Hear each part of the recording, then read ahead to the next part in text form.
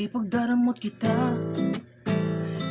Yo, shoutout guys, another tutorial naman tayo, another song. So, rap song no, maganda guys. Ipakanta nyo to kung meron kayong tropa na mahilig sa rap, no. So, ipagdadamot kita by marami sila, no.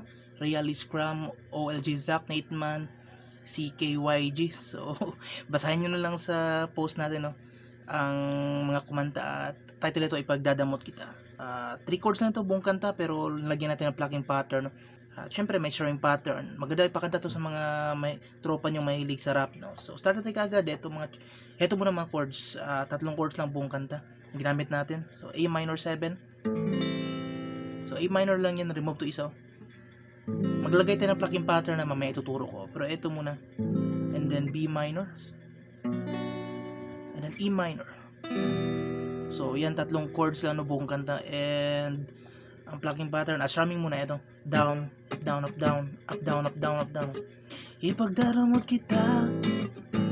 Up, down, okay? Down, up, down, up, down. Na, na, na, na, down. Okay? Diba? Simple lang. Maganda sa acoustic. Na, na, na, na, na, na, na. So, down, up, down, up, down. Up, down, up, down, up, down, up, down. Up, down, up, down. Ito, yun ang mga plucking na ituturo ko ito.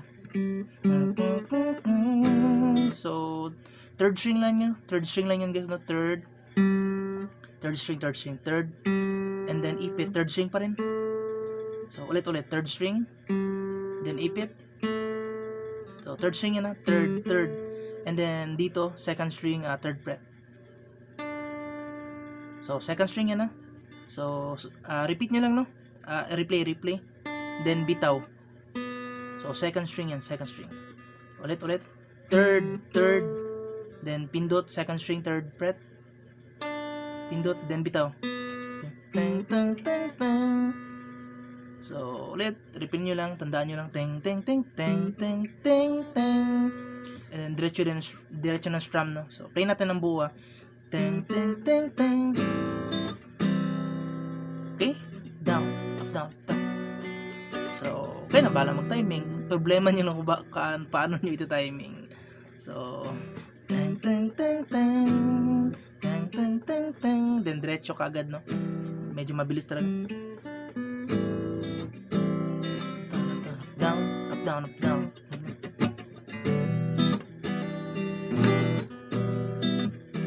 Ipagdaramot kita. Na. So, 3 chords lang, at replay nyo lang yung plucking pattern sa intro, no.